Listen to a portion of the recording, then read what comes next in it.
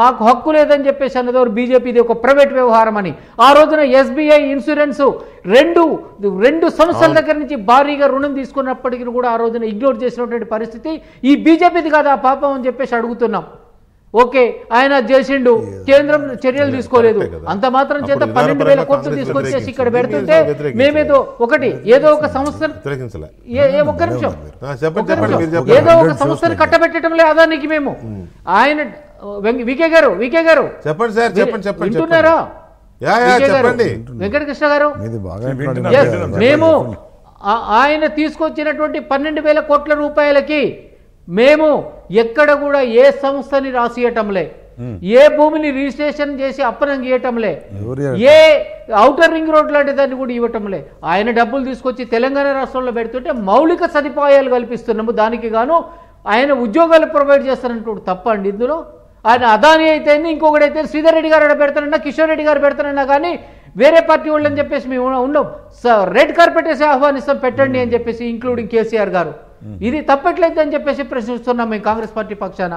అదేవిధంగా ఇంకొక విషయం చేసినట్లయితే సెంట్రల్ స్టేట్ రిలేషన్స్ అనేవి అక్కడ రేవంత్ రెడ్డి గారు మోడీ గారు కాదు, ఇక్కడ తెలంగాణ ముఖ్యమంత్రి, అక్కడ భారతదేశ ప్రధాని, ఇద్దరి మధ్య ఖచ్చితంగా సరైనటువంటి అవగాహన ఉండాలి.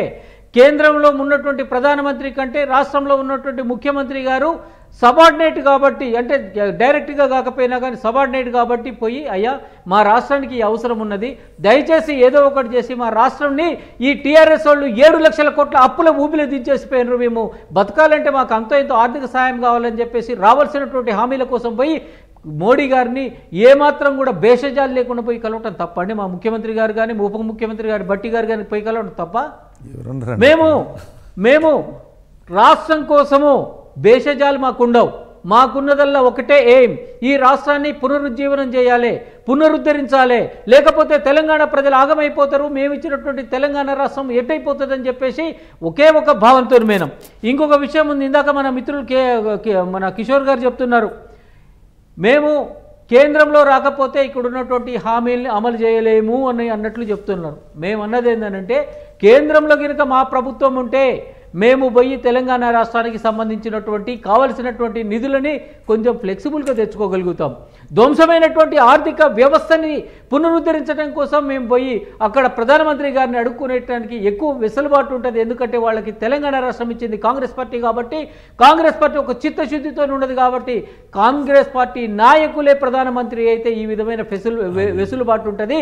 లేకపోతే ఎప్పుడైతే జగన్మోహన్ రెడ్డిని ఏది మన ఆంధ్రప్రదేశ్ నెట్టేట్ల ముంచున్నాము మోడీ గారు, రామచంద్రారెడ్డి గారు, రేవంత్ గారు మాట్లాడిన ఈ మాటలో ఆ అర్థం ఉందని నాకు అనిపించలేదు. ఆగండి, వినిపిస్తా. సరే, మీ interpretation that is up to you. Congress party వ్యక్తిగా తెలంగాణ భావన మాకు తెలుసు కాబట్టి, మా నాయకులు మాట్లాడారు కాబట్టి నేను చెప్తున్నా. ఒక్క నిమిషం అండి. కేంద్రంలో కాంగ్రెస్ అధికారంలోకి వస్తేనే తెలంగాణకు ప్రజలకు ఇచ్చిన హామీలు 100% అమలు జరుగుతాయి. తెలంగాణ ప్రజలకు ఇచ్చిన హామీలు అమలు జరగాలి అంటే ఈ రాష్ట్రంలో 17కు 17 సీట్లు జరగాలంటే కేంద్రంలో అది పరిస్థితి అండి, అది పరిస్థితి. దీంట్లో మీరు చెప్పిన అర్థం ఉందా అండి? రేవంత్ రెడ్డి గారి మాటల్లో మీరు చెప్పిన అర్థం ఎట్లా తీసిండ్రో నాకైతే అర్థం కావట్లేదు. మీరు చెప్పండి. ఇక్కడ మేము ఇచ్చిన హామీలు నిలబెట్టాలంటే 17కు 17 సీట్లు రావాలన్నారు.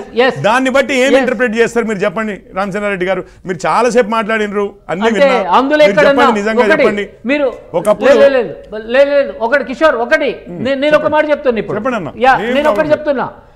అందులో ఎక్కడైనా కానీ ఒక నిమిషం, అందులో ఎక్కడైనా కానీ మేము ఇచ్చినటువంటి హామీలని 17 సీట్లు గెలవకపోతే అమలు చేయమని చెప్పేసి 17కు 17 గెలిస్తేనే చేస్తాము అని అంటే అమలైతే అంటే గెలవకపోతే ఏమైతే అని చెప్పి అన్నట్టు మనం 17కు 17 గెలిస్తేనే అన్నారు. అంటే గెలవకపోతే ఏందన్నట్లు ఒకటి అది లాటర్ పాయింట్. అది కేంద్రంలో ఇంతకు ముందు డబుల్ ఇంజిన్ స్టేట్మెంట్ అన్నా. ఇది మీరు ఒకసారి రేవంత్ రెడ్డి గారు ఏమన్నారు అనేది మీ నాయకులు వారి మాట గౌరవించండి. మీరు కాదా డబుల్ ఇంజిన్ సర్కార్ అనేది? అది కాదు, మీది అంటే మీ అర్థం ఏంటి? మీరు అన్నప్పుడు తప్పులేదు, కాంగ్రెస్ పార్టీ అధికారంలో ఉంటే తప్పు వచ్చి రాదు. డబుల్ ఇంజిన్ సర్కార్ అనేది ఎవరు? సరే ఇంకొకటి వెంకటకృష్ణ గారు, లెట్ మీ వీళ్ళిద్దరు ఒకటైపోయి మిమ్మల్ని లాగింగ్ చేస్తున్నారు. వీళ్ళిద్దరు ఒకటైపోయి మిమ్మల్ని మాట్లాడి ఉంటే మీరు చెప్పేదాన్ని నవ్వులాటగా మార్చేదానికి ఆయన మాట్లాడిపోయి రామచంద్ర రెడ్డి గారు ఇప్పటిదాకా రామచంద్ర రెడ్డి గారు మాట్లాడి ఆయన మాట్లాడుతూ ఉన్నారు కూడా.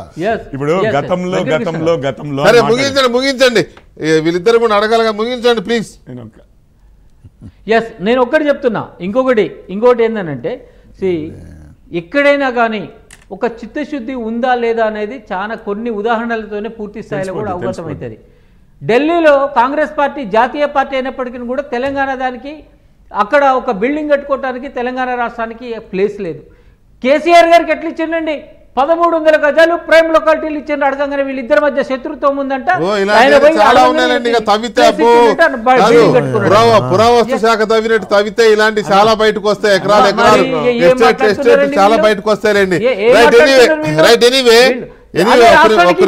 రాష్ట్రం కోసం అడగరు వీళ్ళు, రాష్ట్రం కోసం అడగరు, వాళ్ళ వ్యక్తిగత ప్రయోజనాల కోసం. ఒక్క నిమిషం.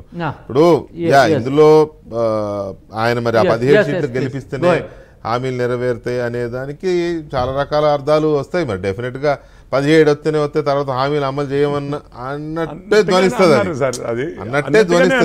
ఆయన ఉద్దేశం ఏదైనా కావచ్చు లోపల, కానీ కాకపోతే ప్రజలకి ఒక విజ్ఞప్తి చేయడం కోసం ఆ పదం వాడుకున్నారేమో, కానీ అంటే 17 రాకపోతే ఏవా అనే క్వశ్చన్ వస్తుంది ఇమీడియట్ గా.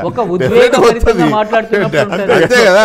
కాకపోతే ఏంటంటే ఏ ప్రభుత్వం కూడా, ఒక్క నిమిషం రామచంద్రారెడ్డి గారు ఒక్క నిమిషం, ఇప్పుడు దాకా మాట్లాడారు కదా, ఏ ప్రభుత్వం కూడా మాకు మళ్ళీ సీట్లు ఇస్తేనే మేము ఇచ్చిన హామీలు అమలు చేస్తామని అనరు. ఏ ప్రభుత్వం అనడానికి లేదు, అనకూడదు. అంటే అది ఇదే. కాకపోతే ఏంటంటే పార్లమెంట్ సీట్ అని గెలవడం కోసం అని ఉంటారు. కేసీఆర్ గారు కూడా అన్నారు గతంలో 100 గెలవాలి మనం అని. ఏమైంది? 63 వచ్చినాయి ఫస్ట్. సో అట్లా ఉంటాయి, అది వేరే విషయం. కానీ రైట్. ఇప్పుడు చెప్పండి ఒక మాట రామచంద్ర.